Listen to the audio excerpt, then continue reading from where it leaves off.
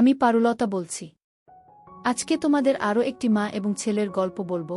গল্পটি শেষ পর্যন্ত শুনলে তোমাদের ওটা গরম হয়ে যাবে। আমার মা আমি খুবই মিষ্টি স্বভাবের এবং সুন্দরী ছিলেন এবং তাকে আমি অনেক শ্রদ্ধা করতাম।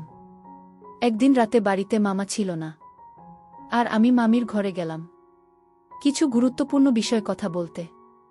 আমরা একসঙ্গে বসে গল্প করতে শুরু করলাম।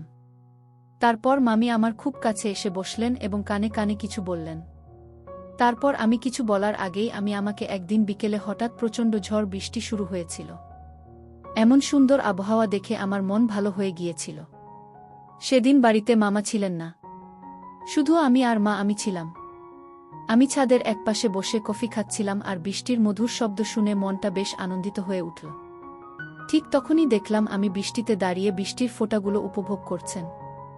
মামিকে বৃষ্টিতে মগ্ন দেখে মনে হচ্ছিল যেন প্রকৃতির সঙ্গে তার এক গভীর সম্পর্ক আছে। আমি ধীরে ধীরে নেমে এসে মামির পাশে দাঁড়ালাম।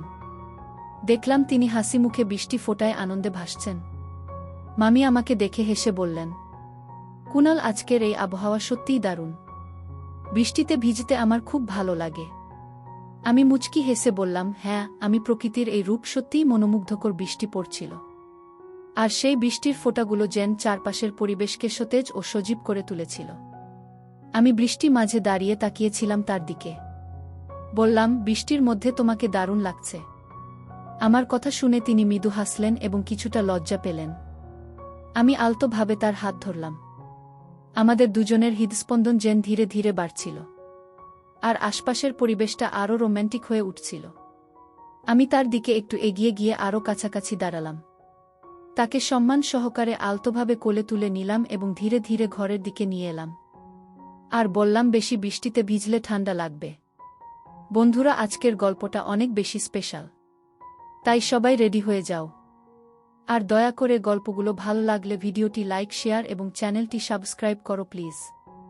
আমি তখন সদ্য যৌবনের প্রান্তে পা রেখেছি, আর সেই বয়সে আমি দেখতে বেশ আকর্ষণীয় ও স্মার্ট ছিলাম।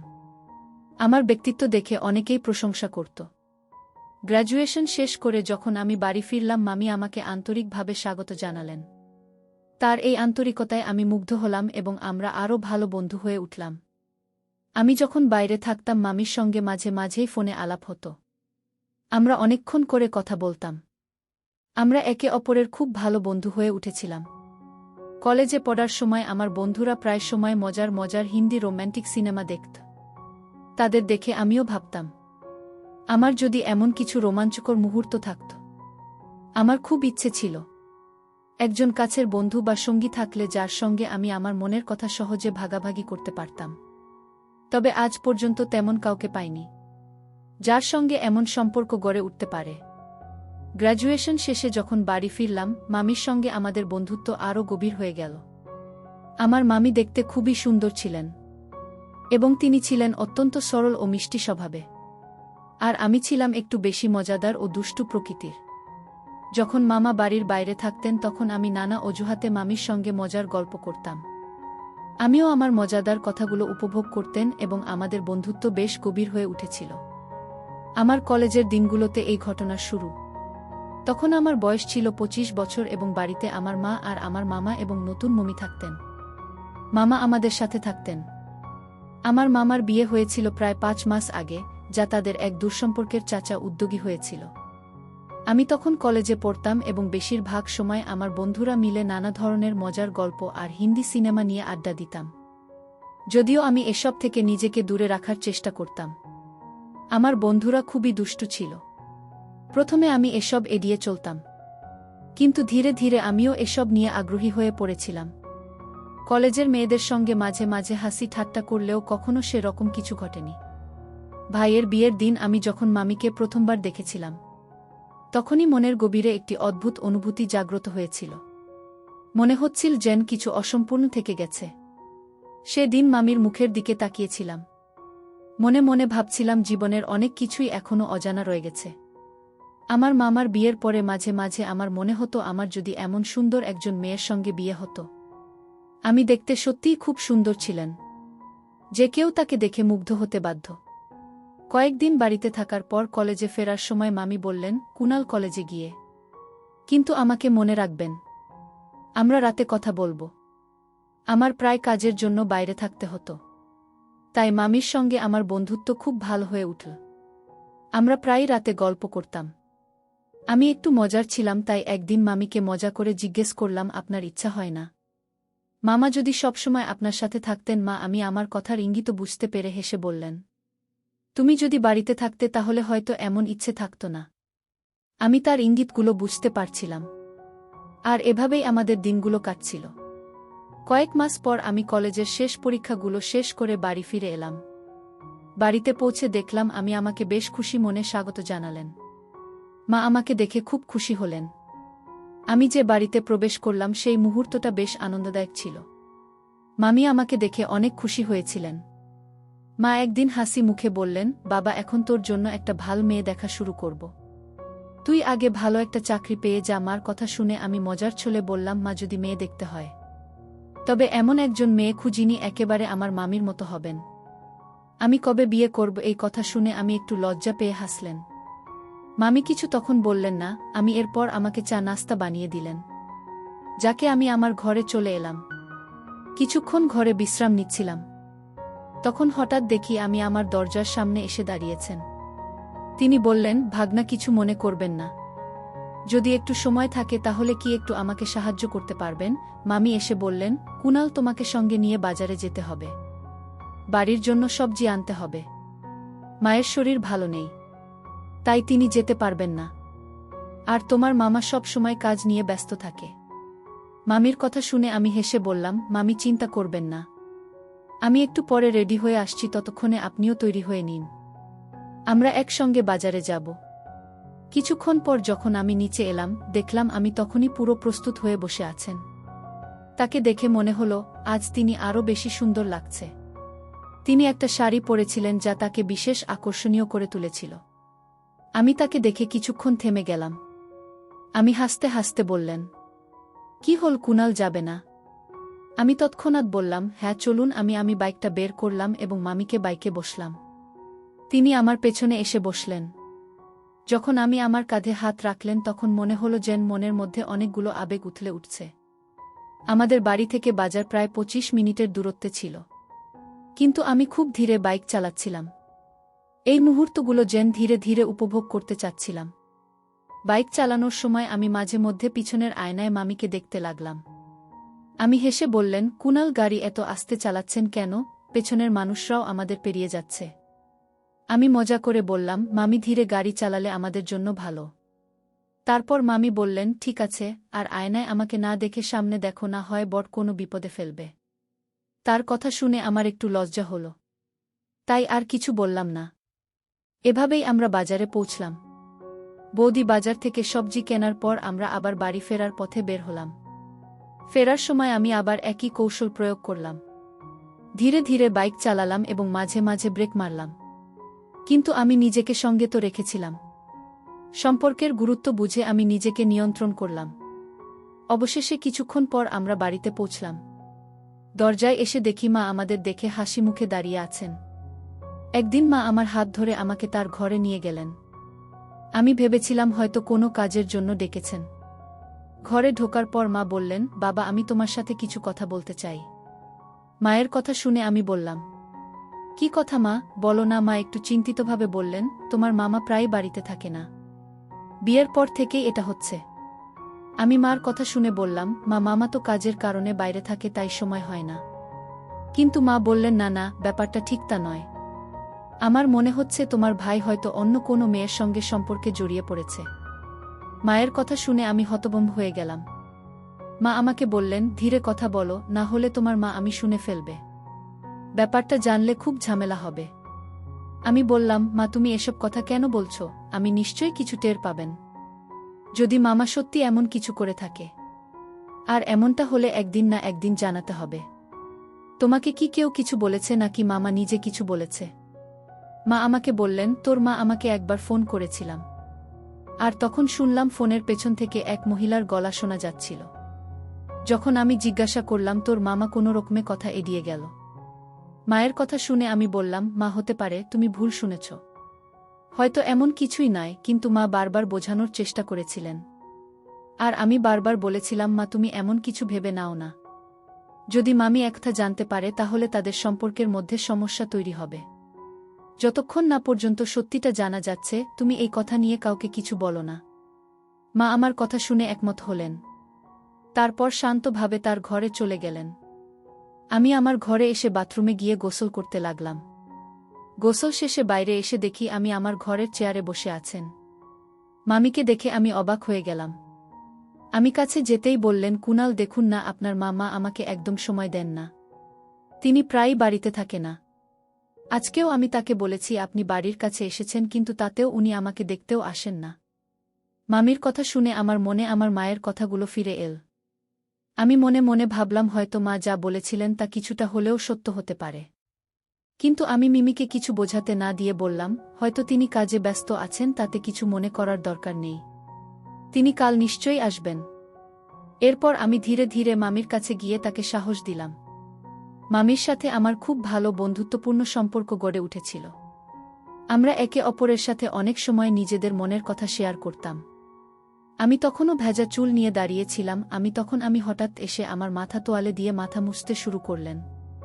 মামির এই ছোট ছোট যত্নশীল আচরণগুলো দেখে আমার মনে তার প্রতি গভীর ভালোবাসা জন্মাতে শুরু করেছিল। এক সময় আমার মনে হলো যদি তাকে কাছে টেনে নিই, কিন্তু সঙ্গে সঙ্গে আমি নিজেকে সেই চিন্তা থেকে বের করে নিলাম। মনে হলো এটা একদমই ভুল। রাতের খাবারের পর আমি আমার ঘরে এসে ঘুমিয়ে পড়লাম। সারা দিনের ক্লান্তিতে কখন যে ঘুমিয়ে পড়েছিলাম টেরই পাইনি। রাত আনুমানিক 2টার দিকে হঠাৎ আমার ঘুম ভেঙে যায়। আমি শুনতে পেলাম বাড়ির কোথাও থেকে কান্নার হালকা আওয়াজ আসছে। আমি ধীরে ধীরে সেই আওয়াজ অনুসরণ করতে লাগলাম। বাইরে এসে বুঝলাম আওয়াজটা মামির ঘর থেকে আসছে। আমি দ্রুত সেখানে গেলাম এবং দরজার বাইরে দাঁড়িয়ে শুনতে পেলাম আমি আমার মামার সঙ্গে কথা বলছেন ফোনে।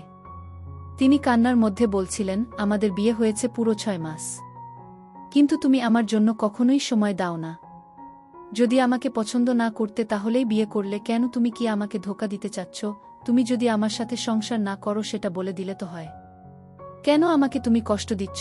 এসব বলে তিনি অনেক কান্না করতে থাকলেন। আমি খুবই কষ্টে ছিলেন।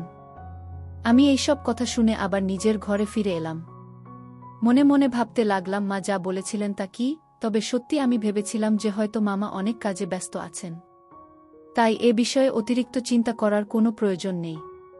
আমি হয়তো ভুল ভাবছিলাম, তাই মনে মনে সিদ্ধান্ত নিলাম যে কাল থেকে আমি মামির আরও ভালোভাবে যত্ন নেব। সকালে উঠেই আমি সরাসরি রান্নাঘরে চলে গেলাম। গিয়ে দেখলাম আমি সেখানে বাসন পরিষ্কার করছেন। আমি চুপচাপ পাশে দাঁড়িয়েছিলাম। আমাকে দেখে মা আমি হেসে বললেন, কুনাল আপনি এখানে কি করছেন? আমি বললাম, মামি আপনি একদম চিন্তা করবেন না। আপনার যদি কোনো কাজ থাকে তবে আমাকে বলুন, আমি আপনার সব কাজ করতে প্রস্তুত। আমি হেসে বললেন, তুমি কি সত্যিই আমার সব কাজ করতে পারবে? তুমি কি আমার কাজগুলো করতে রাজি? আমির এই কথা আমার কিছুটা অদ্ভুত লাগছিল। তার গভীর চোখের দৃষ্টিতে কিছু জেন লুকিয়েছিল। আজ তার ব্যবহারে কিছু আলাদা ছিল। মনে হচ্ছিল তিনি আমাকে বিশেষ কিছু বলতে চাচ্ছেন যা আমি ঠিকমতো বুঝতে পারছিলাম না। আমি সোজাসুজি বললাম, হ্যাঁ আমি অবশ্যই আমি আপনার সব কাজে সাহায্য করব। তখন আমি হেসে বললেন, ঠিক আছে, সময় এলে আমি তোমাকে বলবো। তখন দেখব তুমি কতটা আমাকে কাজে সাহায্য করতে পারো। এরপর থেকে আমি মামির আশেপাশে থাকতাম যেন তার কোনো প্রয়োজন হলে সাথে সাথেই সাহায্য করতে পারি। আমি সবসময় চেষ্টা করতাম যেন মামিকে খুশি রাখতে পারি। একদিন মামিকে একটি সিনেমা দেখানোর জন্য বাইরে নিয়ে গিয়েছিলাম। সিনেমাটা কিছুটা ভৌতিক ছিল, তাই মামি ভয়ে আমাকে শক্ত করে ধরে রেখেছিলেন। মামির এই আচরণে আমার মনে কিছু অনুভূতি জাগ্রত হচ্ছিল, কিন্তু আমি সেগুলো নিয়ন্ত্রণে রাখার চেষ্টা করছিলাম। আমি দেখছিলাম যে মামি আমার কাছে আসতে চাইছেন, কিন্তু আমি ঠিকভাবে বুঝতে পারছিলাম না তার এই ব্যবহারের কারণ। আমি চেষ্টা করছিলাম যাতে আমরা দুজনেই ভালো থাকি।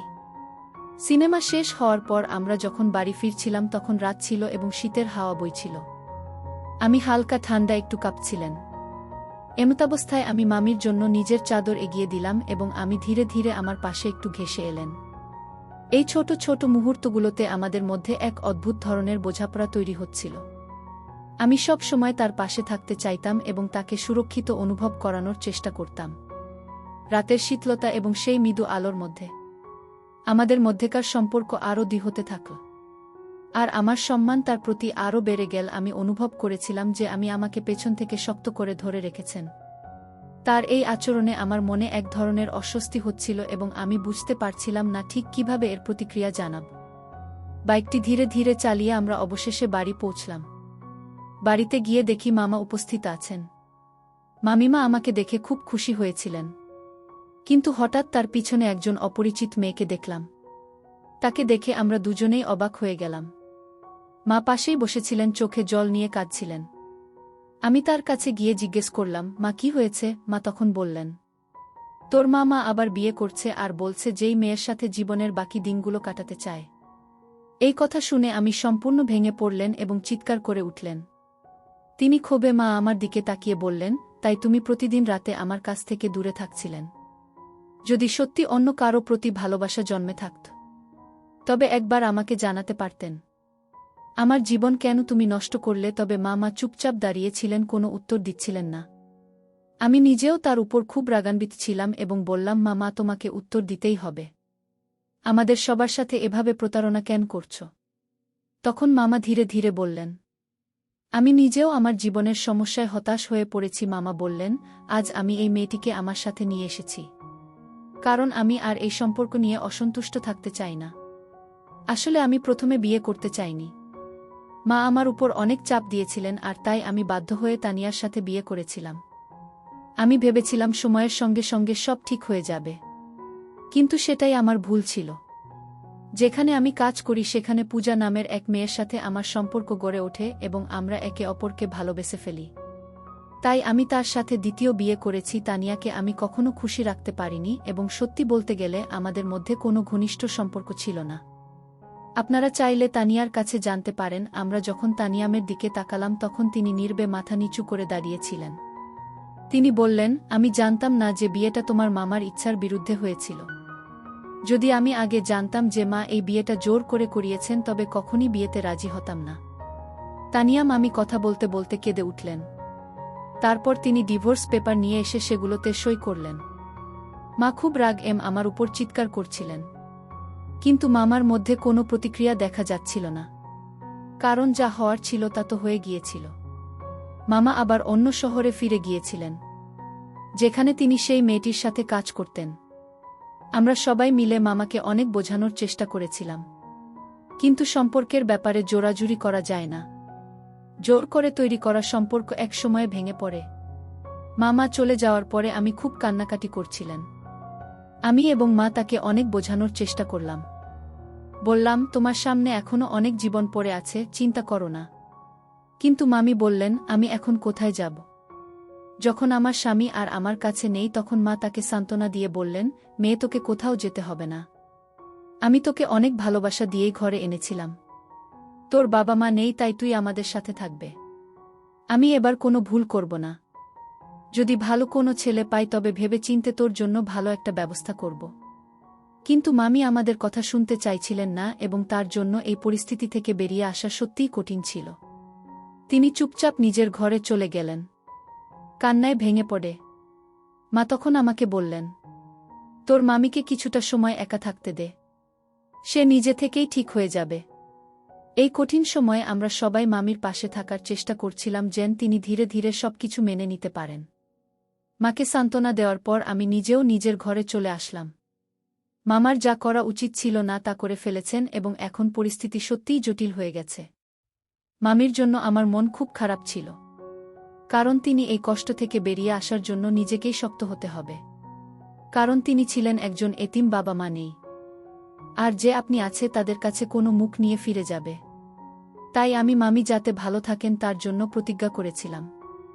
এখন থেকে তাকে খুশি রাখাই আমার দায়িত্ব হবে। আগে মামির সাথে মজা করে সময় কাটাতাম, কিন্তু এখন সে সবের কোনো প্রভাব পড়ছিল না। ধীরে ধীরে তাকে বাইরে নিয়ে যাওয়ার সিদ্ধান্ত নিলাম, যাতে তার মন ভালো থাকে এবং একটু হালকা অনুভব করতে পারেন। এভাবে 1 মাস কেটে গেল।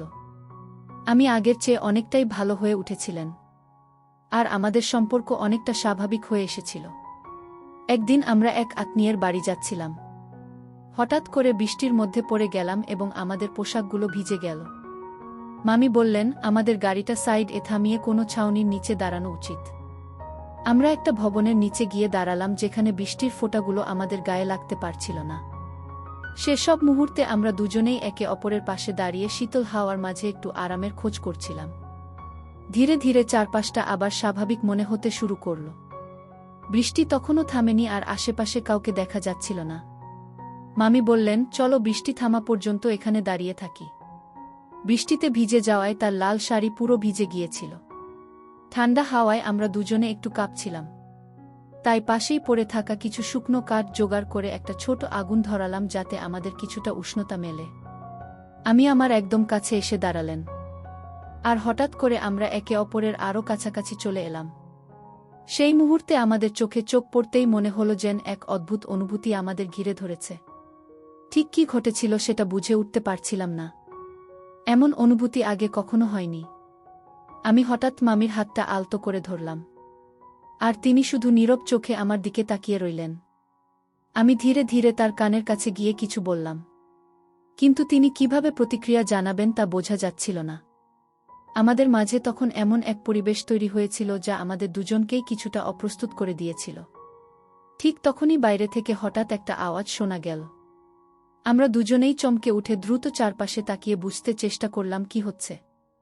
আমি আমাকে ঘিরে বললেন, কুনাল, এটা ঠিক নয়। কিন্তু আমি তার কথার উত্তর না দিয়ে তাকে শান্ত করার চেষ্টা করলাম।